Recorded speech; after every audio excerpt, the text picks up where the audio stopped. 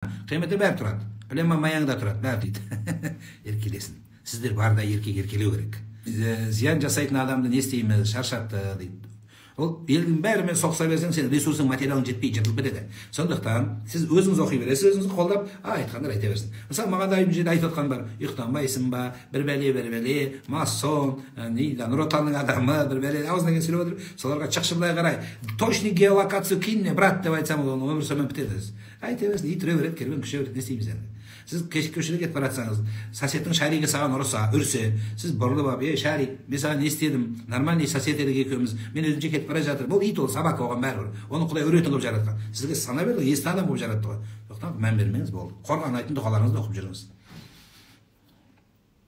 Рамазан айында күн тұтылу нені білдіреді сонымен? Күн тұтылғанды білдіреді.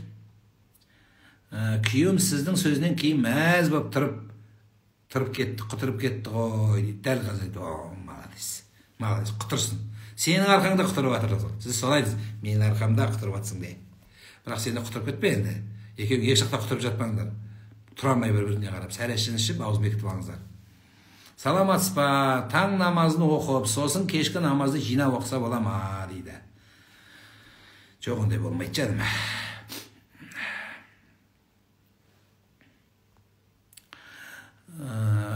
Қазақша айтасыз ба дейді. Бағана мен не айтып отырмын жаным? Тек таң намазын оқуға бола ма? 5 уақытқа кешігіп қала берем. Баста. Егер совсем намаз бастамаған болсаң, баста. Қайсынан бастасаң, онысынан баста. Баста жаным. Сіздің вообще оқымағаныңыздан біреу оқығаныңыз артық. Біреу арақ ішіп намаз оқыпты. Кеше түнде арақ ішіпті, бүгін намазға тұрып ертеңді. Сөйтсе біреу түртіп, кеше арақ іштің ғой десе. Сабаққа қатысқан жоқ деген отметка алғанша 2 алайын депті.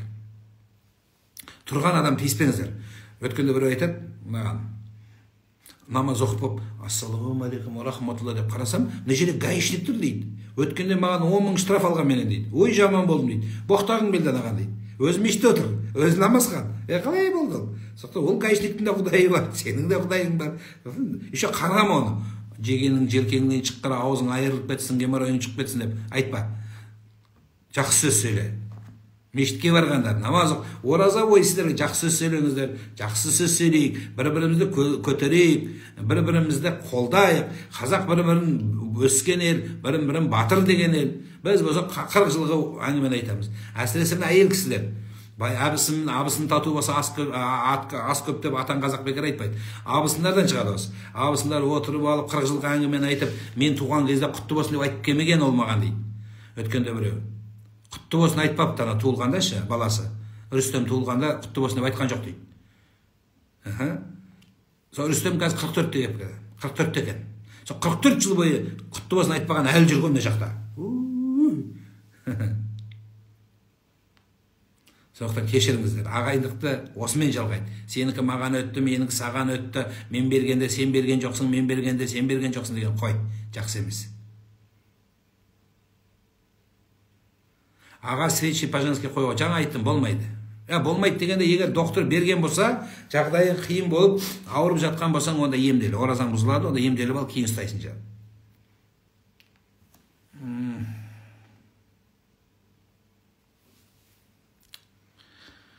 Жол ақысы туралы айтыңызшы дейді. Жалмауыз дейтіндер көбейді ғой, лақтыратындар мәз болып жүр ғой дейді. Лақтырғандарына. Абдулла ибн Масуд деген үлкен сахаба былай айтады. Егер біреу мен алдаса дейді, әдейілеп біліп тұрып, мен алдануға дайынмын дейді. Егер ортаға Құранды қойып, Аллахи биллахи деп алдаса дейді, мен алдануға дайынмын дейді. Соны күнәға батырғанша дейді, мен алдана берейінші дейді. Алланың алдында мен ақ болайын дейді. Ол біліңіз, ол кетпейді ақысы. Адамның ақысы кетпейді ешқашан. Тесіп шығады. Қайсысы болса да. Өкіметте қызметкер бол, Яндекс такси бол, индрайвер бол. Маған десең арау, доставщик бар ғой, велосипедпен жүрген. Соның өзінің мотороллерімен жүрген. Оның да ақысын Құдай алып береді. Сөзсіз алып береді. Тұқымыңа жеткізбей алып береді. Геморройға свеча салу бола ма ауыз берік кезде? Оразан бұзады. Ол сіңеді ары қарай етеді. Сондықтан оразан бұзады жаным. Егер сыртқа шығатын геморрой болса, яғни ұлы сөздің ұяты жоқ, ас ішіп отқандар мейлі, кешіресіздер, ақыры суал. Егер геморрой сыртқа шығатын болса, оны жуып, соны құрғақтатып ішіне қайта салса, ораза бұзылмайды. Егер сумен бірге ішіне кіргізіп жіберсең, бұл артқы жыныс органы ішкі орган саналады. Соның ішіне свеча, клизма, тағы не салуға болады оның ішіне. Анау нені тексерсе, врач УЗИ-ні апарады, ол бұзбайды, ол сухой нәрсе. Ал енді ішке кіріп, жаңа ол сіңіп кететін болса, ораза бұзылады. А егер жыныс қатынасын жасайтын болса, онда вообще арам, ораза бұзылады. Оқ. Аузын берік, беліме пластырь жабыстыруға бола ма? Болады. Беліңе, желкеңе, алдыңа, артыңа, басыңа, мойныңа. Өткенде бір айтады, мойның тамағыма компресс деген мамаларымыз. Қазір қойды ғой әйелдер. Компресс демейді. Мамаларымыз компресс дейтін. Спирт таппаса арақты құйып, бейт байлап қоятын. Апалар отырған шығар мені көріп. Солар бейт байлап қойса оразаны бұзбайды.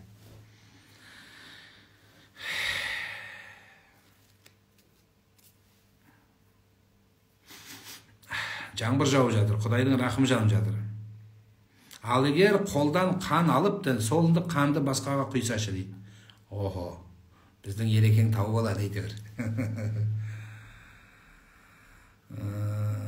Қан оразаны бұзбайды. Қан оразаны бұзбайды. Тамақ болу керек. Оразадан кейін қарыз ұстағанда не оқимыз ауыз бекітер кезде? Қазақша, Алла, қарызымды ұстап тұрмын, өзің қабыл ет дейсіз. Дұға қылсам бола ма? Бола береді. Дұға қылсаң қабыл береді. Сәлеметсіз бе? Сіздің сұрайын дегем, ауыз берік кезде басты жууға болады ма? Сұрайын дегем, ауыз кезде бар жууға болады. Бола береді жан. Басты жуып, қайызған кетіріп, шолдың хелдерс, шаума, тағы неді Құдай ау. Бәрімен жуа бер, әдемілеп жу. Анандай қазір жақсы не шыққан хелдер шолыстағандай бір, не шыққан гелді жақсан вообще шашың бүйтіп, үйпаланып, күшті болып тұрады, әдемі, қап-қара, насыщенный болып тұрады. Краска емес ол, менікідей болып тұрады, күшті болады. Көрсетпе бүйтіп қоясың, көз тимесін деп. Солай болады. Балай өтеді басын. Бірақ жуған кезде мына құлағыңа су кетсе, бүйтіп қойсаң түсіп кетеді. Ораза бұзбайды.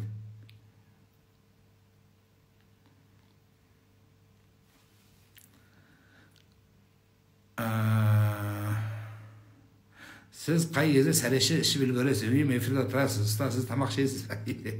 Шем, ішкенде қалай шем, тамақтың көкесін шем. Моллар тамақты қатырады, басқаны қатырмайсыз. Уайымдамаңыз, Алла разы болсын. Күндізі 6 сағаттан көп ұйықтаса, ораза бұзыла ма? Жоқ. Көп көрсетпеңіз көз тиеді дейді, рас. Нәрестенің тырнағы діни тұрғыда не істеуім керек дейді. Діни тұрғыда көму керек. Дін жеңіл түрде жеткізесіз. Мен жеңіл түрде жеткізбеймін. Діннің әдден ұйысыра, діннің өзі жеңіл. Діннің өзі жеңіл нәрсе. Оны нұрлан бір өзінше шығарып алып, бір жеңіл бір нәрсені айтып, бұзып атқан жоқ ондай. Түсінсең, тыңдап көрсең, бұл бар нәрсе. Мен бар нәрсені айтып жатырмын. Сол мына жақтан подход жасап жатырмын. Әйтеуір бір кішкене сіздер дайындап, жүректеріңізді жібітіп, анау мүйізі қарағайдай ұстаздар көп бізде. Қаттырақ айтатын. Соларға бүйтіп өткізіп беріп жатырмын. Айналайын, сол ұстаздар тыңдаңыздар деп. Ол ұстаздар соны енді түсініп жатқандар бар да. Енді түсінбей жүргендер көп, енді түсініп жатыр көбі. Сондықтан сол. Әліппеден бастаған дүние біздікі. Айтыңызшы, 3 рет сұрақ қойып отырмын. Іштегі балаға пітір садақа бере ме дейді. 3 рет қояды. Қанша рет айттым өзі? Бірнеше рет айттым, тағы айту үшін дайынмын. Миллион рет сұрақ қойса, миллион 1 рет жауап беруге мен дайынмын. Сол үшін өмірім сіздер үшін.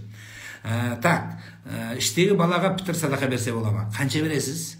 640 теңге бересіз. 640 теңге қалтаңыздан түсіп қалса, 1 километр жаяу жүрдің, қолыңды бет телефон шығарған кезде сумкаңнан ба қалтаңнан түсіп қалды. Майкл Корс деген сумкаң бар, сумкаңнан түсіп қалды 640-700 теңге. Іздейсіз ба?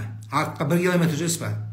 640 теңгем түсіп қалды деп артқа жүрмейді ешкім, мен білсем жүрмейді. Енді түсіп қалса жүрегің ауырмайтын 640 теңгені ананың құрсағынан түсіп қалмас үшін бала берсеңіз бола ма? Қалай ойлайсыз? Қалтадан түсіп қалған 640 теңгеге жаныңыз ауырған сияқты. Сол ананың құрсағынан угроза болып түсіп қалмасын бала. Сол аман есен дүниеге келсін деп жылына 1 беретін садақаға сұрақ керек па? Айтыңызшы жаным, беріңіз. Егер бала көтермейсе, ей Құдай, келінім бір бала көтеріп әулетімізге бір бала қосылсын деп берсеңіз қалай жақсы, айтыңызшы. Құдай пейіліңе береді ғой өзі. Мен түсінем 6400 теңге берсең, кішкене жаның ауырады, 640 қой, берейін ме? Беріңіз жаным. балаларыңызға бөлініп кеткен дерге зон жұтсаң оразан бұзама, жоқ бұзбайды. Бірақ бәрібір кішкене ауыз ашық болған дұрыс, өйткені бұл ауырлау процедура.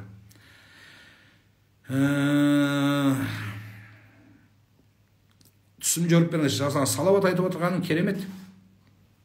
Пайғамбардың сүннетіне ілесу деген сөз.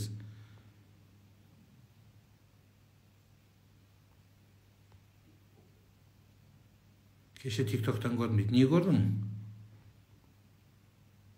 Ләззат. Ұстаз, үйде қайтқан адамдардың немесе тірі адамдардың суреттерін рамкаға салып іліп қоюға болмайды деп едім. Сол рас па дейді. Енді бұлай ғой. Болмайды деген нәрсе бізде екіге бөлінеді. Харам дегенде жаңағы тікелей Құранның бұйрығы бар. Немесе пайғамбарымыздың тыйғандары бар, ол сондай дүние. Ол харамның сәл жеңілірек түрі болуы мүмкін, макрух болуы мүмкін, сәл тыйылған, сондықтан осыған қараңыз деп айтқым келіп тұр. Қарап көріңіз, қандай ахуалда болады. Бірақ мен көрген суреттердің тарихын айтып берейінші мен сіздерге. Айттым ғой өзі. Мен өзі жүрген жерде қарап жүрем. Қай жерде қандай нәрсе бар, не үйренуге болады, нені үйретуге болады деп. Сол елден үйренген жақсы өзі. Халық өзі дана ғой, халықтың іші кеніш дегендей. Аталардың сурет тұрады. Бұл енді үйдің иесі апа бар, апаның әкесінің сурет тұрады. Ескі мынандай біз беті көрінеді, басқа ештеңе жоқ. 1950 жылдардағы сурет. Енді ол үйге уже апа уже кетсе, оның баласы да уже кеп тұр уже. Оның немересі отыр, оның жасқа келген мен сияқты, менен кейін барып свежий келіндер кеп жатыр. Ол свежий келін ана сурет қанышты жүн, надоел уже. Оны апарып сайын десе, үйде қақпас тірі әлі. Сөздің ашығы солай енді. Әр нәрсені атымен айту керек қой. Ана үлкен қақпас кеткен күні, анау ең майда келін үйдің обойын тазалайды. Обойын ауыстырады. Обойда қанышып жүр оның. Сол обойды алған кезде атаңның суретімен бәрін жинап, мусорға деп лақтырып жібереді. Сенің әдемі әкеңнің суреті сен кетумен мусорға кетеді. Жақсы көрген белгісі ма? Егер осы суретті қойып соған сыйыну болатын болса, ол ширкке дейін өтеді. Егер сол суретке қарап сөйлейтін болсаң, өлген адамдар, ол күнәнің күнәсін өтеді. Ал енді қарап тұрып деп Құран оқып дұға қылайтын болсаң, ол енді ақымақтық демей ақ қояйын, енді әшейін өзін алдау. Марқұмдыға дұға қылу үшін суреттің керегі жоқ. Ана свежий келіндер күліп жатыр, мен точно дөп басып айтып отырмын. Мына жерде Оразкүл апайларыңыз отыр, Асанғазы апайымыз. Елге танымал, ұлт жанашыры, дін жанашыры, тіл жанашыры Оразкүл апайларыңыз отыр. Жаңа көріп қалдым. Әулетімен көреді екен, Алла разы болсын. Кеше алдыңғы күні сол кісі шақырғанда, айтып қойдым мен секрет кімнің үйінде болғанымды. Сол кісінің үйіне барғанда ақшам намазын оқыдым. Шам намаз оқығанда өзі апалардың темасы келін ғой өзі. Алдында сұрағам өзі, келініңізбен қалайсыз? Ой, келініммен жақсымын деді. Келіндер де қоймайды, ішінен боқтап атса да, енемізбен жақсымыз деп қояды, анадан қорықса да, көзінен көріп тұрмын енді. Бірақ соны нақтылау үшін енді адамбыз ғой, кіргенде қарайсың, ыдыс аяғына қарап асыныш дегендей, неге барам? Жаңағы намаз оқитын бөлмеге кірдім. Намаз оқитын бөлмесіне кірсем, сандықтар тұрады біздің апаларым, менің мамаларым сандықтары көп өзі, левый сандықтар. Бүйтіп көресің, сандыққа құлып салған болса, келінмен жақсы емес деген сөз. Егер сандықтың аузында кілт болмаса, құлып, онда біз келінмен бұл әулет нормальный деген сөз. Біз сол құлыптан көрінеді, жаттап алыңыздар. Енешкалар сіздерге қатысты. Раббиғфирли деп айту керек пе екі сәжде арасында? Ханафи мазхабында бұл нәрсе жоқ. Біздің белгілі имамдарымыз бұл нәрсені қолдамайды. Өзі хадиспенен тікелей созып алып келіп тұр, бар нәрсені бар, жоқ нәрсені жоқ деген деп айтады. Так. Ал басқа мазхабтарда бар. Егер айтсаңыз бұзылмайды, нормальный. Бірақ бізде өзі ана мазхабтан бір нәрсе қосып, имам Шафиғиден бір нәрсе қосып, қазір солай болып кетті. Біздің ханафилардың өзі мына мазхабтан ала береді, мына мазхабтан ала береді, білмеймін енді бір 100 жылдан кейін не болып кетерін, бірақ ханафиде қадалып тұратындар қадалып тұру керек.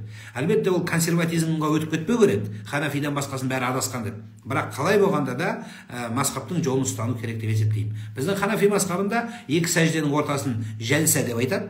Фиқх үкімінде ол жәлсада дұға оқылмайды. басты көтергенде сами Аллаху лиман хамидах деп оны қаума деп айтады. Бұлардың бәрін жинаған кезде таадилул аркан деп айтады. Пітір садақаны туған сіңіліме берсем бола ма дейді. Не деп бересің? Мә, 640-тан жасаған бітірім дейсің. Ренжімейме, ол сіздің қарындасыңыз.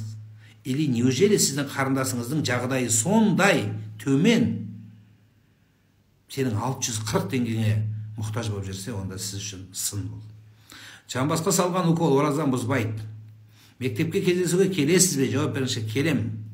Кеше медицина, Астана қаласының медицина университетімен студенттермен кездестім.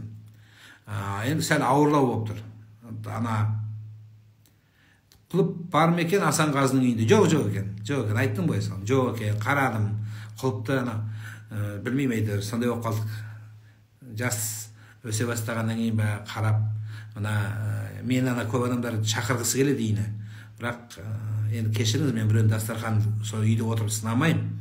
Бірақ жаңағы мынау ең болмаса қолыңыз сүртіп отырыңыз деген не дейді ғой, сүртетін береді ғой. Сол кезде кішкене таза болу керек, иісі шықпаған. Новый емес. Новыйға мен қызықпаймын. Бар нәрсені жуып дұрыстап ұстауыңыздар. Бұл жақсы болады. Бұл тазалық. Бұл салақ емес деген сөз. Әйел адам бөлмеде жеке қалғанда дауыстап оқуға бола ма дейді. Намазды ма? Болмайды.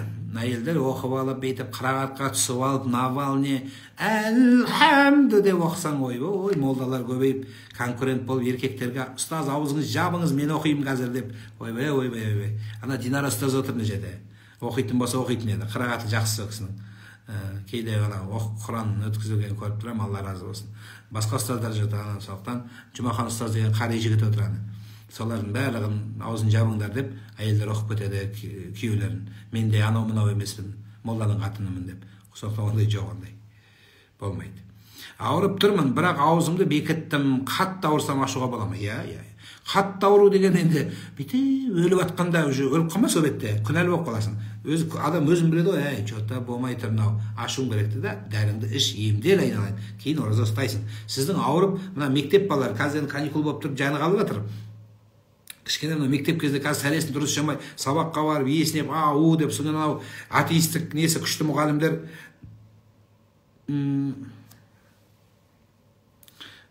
жабыл адам, айтыңызды айтыңызшы деп.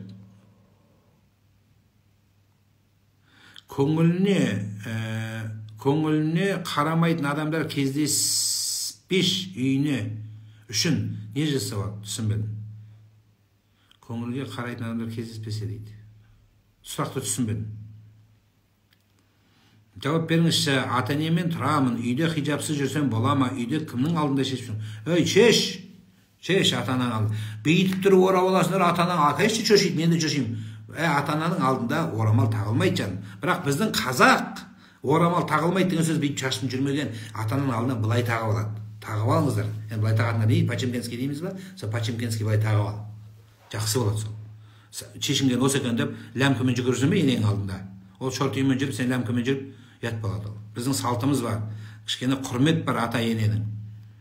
Құрмет осы екен деп, бүйтіп тұрып, паранжа киіп ама, никап киіп ап, атаң шошып кеп, участковыйлар шақырып жүрмесін. Тахаджуд намазын өтір уәжіпсіз оқысам бола ма? Қалай өтір уәжіпсіз?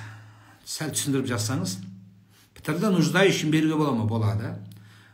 Абдуғаппар Сманов туралы не айтасыз, ойыңыз қандай? Ойым жақсы, ол кісі туралы. Ол кісі дүниеден өтіп кеткен қазақ ғалымдарының жарқын жұлдыз еді. Оның ағасы болған марқұм Әбсаттар Сманов деген. Ол да жұлдыздың жұлдызы. Ол кісімен сапарлас болған адамым мен. Оның баласымен достым мен. Ол әулеттің жасап жатқан қазаққа еңбегі орасан зор. Сондықтан оны тіл тигізіп, ана террорист дайындап жатыр, бүйтіп жатыр. Жоқ, айналайын. Ол қазақтың балаларын оқытып, иманды қылып, иман үстінде иманды болса, одан да иманды қылып, қолынан келгенше ананы ешкіні әпкедеп, текені жездедеп, әйтеуір қазақтың балаларын оқытып, жаңағы өзінің күні өзіне жабатындай қылып, сөйтіп дүниемен ақыретті ойлап жатқан азаматтар. Сол еңбек істесе, соны балаларға жұмсаймын деп, Әбжаппар ағамыз бастап, көкеміз оқытып жатқан азаматтар. Мен енді онда көп қатты араласпаймын ол әулетпен, бірақ ана дүниеден өткен ағаларымызбен жақсы сыйласқан адаммын. Сондықтан өзіндік құрметіміз болған. Енді кейін о кісілердің көзі ашық, көкірегі ояу кісілер, барлық нәрсені бағалай, пайымдай білетін кісілер, ортаға от салатындар көп, енді олар өздері білсін. Бірақ олардың көзі ашық. Пітір садақаны адам басына есептеп, бір отбасының атынан бір адам беру керек па дейді. Жоқ, өзіңіз білесіз. Мысалы, сіз үшін беріп қойса папаң, мен де берем десең, бере бер жаным. Жоқ, болды, расчет. Беруге болмайды. Бере бер, көбейсін. Әйелің үшін бер, тоқалың үшін бер, досың үшін бер, өзің үшін. 640 теңге несін санайсыз жаным, 6 миллион 400 мың болса айтатын ек. Жоқ, берме қойбай, берме дейтін ек. Бер, 6400 болса да айтар едік. 640 теңге не ол, жылына бір келеді. Соны берейін ба, бермейін ба деген. Бер жаным. Кең болсаң, кең болмайсың жаным. Мұқтажға қолың соз. Құдай саған қолын созады. Айтып беріп пе, мана бір байдан сұрап, өзі баюдың жолын айтшы, сен қатты байыдың ғой депті. Сөйтсе қалай десе, мына беруді тоқтатпасаң байы бересің депті ғой. Атаң Қазағын баяғы формула айтқан, кең болсаң, кең болмайсың деген. Болды сол. Негізі математика бойынша бергеннен азаю керек, Мысалы, 100-ден біреу алсаң 99 азаяды ол. Бірақ садақада олай болмайды. Құдай мұқтажға бердің ба, Құдай саған еселеп береді. Азиданна лакум, маған берсең мен көбейтем дейді Алла. Шүкір қылсады көбейтеді, қайыр берсең көбейтеді. Құдай көбейтеді жаным. Сондықтан беріңіздер. Атаң Қазақтың сөзін айтып отырмын мен. Ар жақтан, бер жақтан да айтып отырмын. Айта берсем ар жақта көп. Ас-садақату тарудул балағу тузиддул умра, өміріңді ұзын қылады. Ас-садақа, садақа қорған болады. Оны айтып отырмын. Мен берден айтып отырмын саған. Кең болсаң, кең болмайсың. Болды. Тоқал туралы дейді. Беру керек. Итак, ана бәйбіше өліп қасын деп тілеп жүр оны. Бер. Ол өлсін деп тілейсің, сізсін деп тілейсің. Сонымен екі ортада айтып бір нәрсесі болар. Боқтық сөз айтылса, ораза ұстағанның пайдасы бар ма дейді. Енді пайдасы жоқ деп Құдай үшін айтамаймыз біз. Бірақ жақсы емес деп айтамыз. Хадистерде келеді, аш бос просто голодовка болады деген. Бірақ қалай болғанда да солай. Ал жақсы, соңына қарай бір тақырыпқа өтсем деп едім. Кеше біз білесіздер, күлу туралы, қалжың туралы, ойын туралы айтқанбыз, бұл жақсы нәрсе. Мен де сіздерге күлімсіреп отырып айтсам, сіздерге де қонымды болады. Мына бір добрый молда екен дейсіз. Негізі ол ар жағында добрый болмауы да мүмкін, бірақ әйтеуір біз үйренген бір көзіміз сондай бір жақсылыққа, ойшыл, жақсылық, ниетшіл, ырымшыл халықпыз енді. Біз Құдай сондай қылып жаратқан енді қазақта. Сондықтан біз жақсы ойлымыз, ойында ар жағында арамдық болса да біз сенгіш халықпыз енді. Ендігер бізді алдаса алдануға дайынбыз біз енді. Жарайды. Сол үшін шығар көрінгенге жем болатынымыз, анау өз ақшасын банк номерінің 4 соңғы цифрын айт десе, біздің ата-апаларымыз айтып, Украинаға кеткен миллиардтарды санасақ, біздің Қазақстанның бюджетінен асып кетті же. Бәленбай миллиард ақша аударып жіберіппіз ғой, сенгіштер, алаяқтарға. Соңғы кодты айтыңыз десе, біздің ақкөңіл апаларымыз, аталарымыз айта береді екен, сондай ақкөңіл екен. Ақша жинап жатырмыз борға, осыған ақша бер десе бере береді екенбіз біз. Енді одан бұл кісілер кем болған жоқ. Одан кем болған жоқ, бірақ оларды анау есіріп миллиардтап ұрлап сөйтіп қойды. Енді не істейміз енді? Сондай адамдарымыз бар, қой десе қоймайды енді. Сондай. Бүгін айтайын деген тақырып тура соның антонимін айтқым деп тұр, қарама-қарсы жағын. Қарама-қарсы жағын айтқым деп тұр. Ашудың төңірегінде сөз айтқым деп тұр. Кеше қалжың, қуаныш, мейірім, күлкі туралы айтып едік. Бүгін бір ашулану, жындану, ызалану, содан кейін жаңағы не деп айтамыз? Осы төңіректе. Енді адамда ыза, ашу бола ма? Болады. Пайғамбар Мұхаммад саллаллаху алейхи вассаламда болған ашу. Ашу жоқ адам, ол эмоциясы жоқ адам. Эмоция болады бізде. Біз адамбыз. Менде де болады, сіздерде де болады. Кейде қатты кетіп қалатынымыз бар. Бірақ соны вовремя ручникті тартып, тоқтата білу енді сол ашуды ие болу деген сөз. Сол туралы кішкене енді айтасын тақырып несі көп екен, өресі, бірақ біз үстіртін айтып өтейін, өйткені ары қарай таң намаздың уақыты кіріп тұр. Ашуды Мұхаммед саллаллаху алейхи пайғамбар ашуланған ба? Ашуланған. Бірақ пайғамбардың ашуы да кешегі айтқан қалжыңымызда шариғатта бар нәрсенің төңірегінде, яғни өзінің космостан ойдан шығарып күле бермеген. Бұл ыржалақтық жақсы емес. Ал енді ашулану пайғамбар дін үшін ашуланған. Ар үшін, намыс үшін, одан кейін бар нәрсе үшін ашуланған. Дүние үшін ашуланбаған. Ұрлатқан нәрсе үшін ашуланбаған. Біреу алдаса сол үшін ашуланбаған. Мәселе осыда. Ашу, пайғамбарымыздың ашуы дін үшін болған. дін үшін. Сол сияқты сіздердің де ашуларыңыз ар үшін, намыс үшін болса жақсы болады. Абдулла Хазірет Умар келе жатса, өте бір адуынды патша болған, бір бала төбелесіп жатыр еді, кішкентай бір 5-6 жастағы бала. Соны төбелесіп келіп шаң шығып жатыр, бүйтіп бөліпті Омар, десе бір бала бүйтіп сілкініп тұрды. Сен кімсің депті. Мен Зубайыр әл-Ауамның баласымын депті. Атым Абдулла депті. Сөйтсе, неге бұлармен төбелесіп жатыр үлкен ағаларыңмен десе, менен ақша сұрап жатыр депті. Енді бір тиын сұраса керек аналар. Енді сол кезде де жаңа рекеттер болған ғой, әлім жеттік. Сөйтіп сұрап балалардың ортасында енді ол болады енді. Сөйтіп сұраса, енді бере салмайсың ба десе айтады дейді. Мәселе ақшада емес, мәселе менің намысымда деп айтты. Сол Абдулла ибн Зубайырды кейін үлкен бір мемлекетке соның іштегі намысы үшін Омардың бір әмір қылып патша қылып қойғандығы тарихы бар, оны кейінгі жұмалар бір кездескенде айтармыз. Әйтеуір не керек? Мұсылманның ашуы, адуыны болу керек. Ол ашуы бірақ шекпен болу керек, жөнмен болу керек, және ол ашу ең негізгісі ақылға бағыну керек. Ашу қатты келген кезде ақыл істемей қалатын әдеттер бар.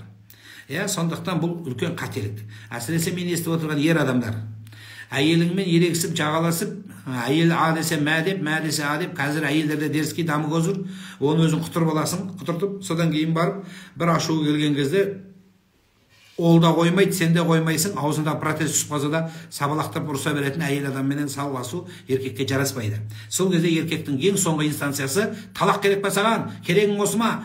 Бер дейді, әйел берсе мә дейді, талақ, кет құр бар дейді. Содан кейін 2 күн 3 күн ана еркектің ашуы қайтады, сүмірейіп молданарына барып, молдан қинайды. Молдан қинамайын десе, талақ түсті ме түспеді ме кімін білмейді. Ал енді содан кейін барады, мен өстіп қойдым, ашуланып тұр едім, бүйтіп едім, сөйтіп едім деген сол.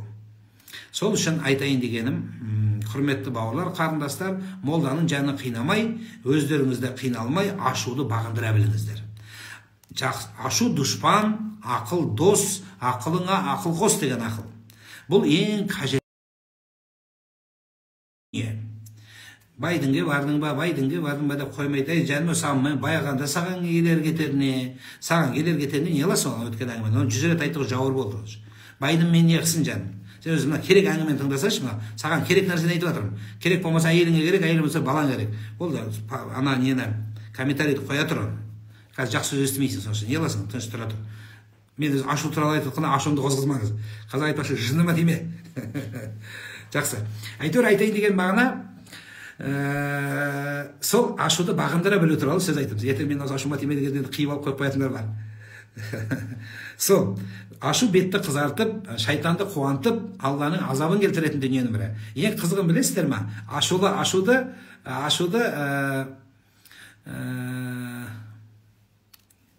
араб тілінде не деп айтады? Ғазап деп айтады. Қараш, атының өзі қалай? Ғазап. Азап дейміз ғой, ғазап. Азап деген сол ашу екен. Пайғамбарымызға бір адам келіп сұрапты. Құдай риза болу үшін не істейін өз депті. Өзі Құдай маған риза болу үшін не істеген дұрыс депті. Сөйтсе, ойлағысы керек, намаз оқу, ораза ұста, жаңа бір нәрсе, ол олай айтпапты. Лә тәъдаб, ашуланба депті. Бір кісі түсінбей қалды ма, мүмкін мен дұрыс жеткізбеймін деп тағы айданып келіп сұрапты екінші рет.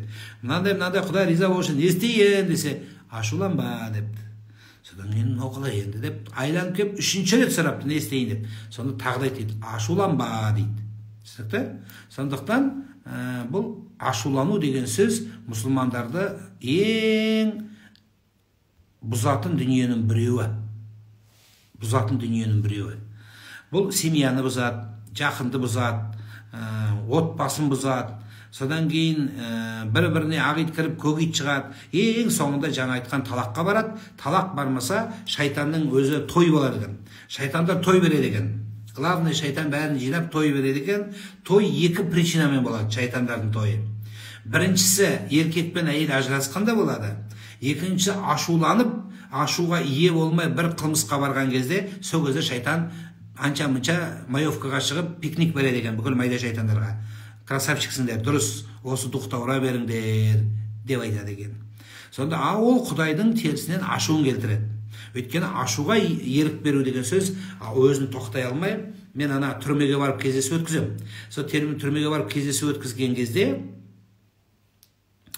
өкініште отырады, жаңағы қиналып өзінің қателігін біліп отырғандар бар. Солардан сұрайым, не үшін сотталдың десем, ашуландым, біреу мен шешемнен боқтады, соң пышақ алдым да сұғып өлтірдім дейді. Не болды сонымен? Ол өлді дейді. Сен ше десем, 25 жылға сотталдым дейді. Ақымақ кім ақымақ? Ананың азалы сенің азабың. Сондықтан бұл жақсы дүние емес. Адам ашу үстінде айтқан бір ауыз сөзбен өмір бойы өкініште өтеді. Керек десеңіз, ашу үстінде айтылған сөзбен адамның жүрегінде иманның нұры шығып кететін ахуал айтылады. Неге? Өйткені сен не кіріп, не шыққан білмейсің. Егер камераны қосып қойып тұрып ашулансаң, ашуың кеткен күні сол камераны қарасаң, өз өзіңді танымайсыздар. Білесіз ба? Сондықтан, ардақтылар, бұл пайғамбарымыз саллаллаху алейхи ва саллям ашуды төртке бөліп қараған.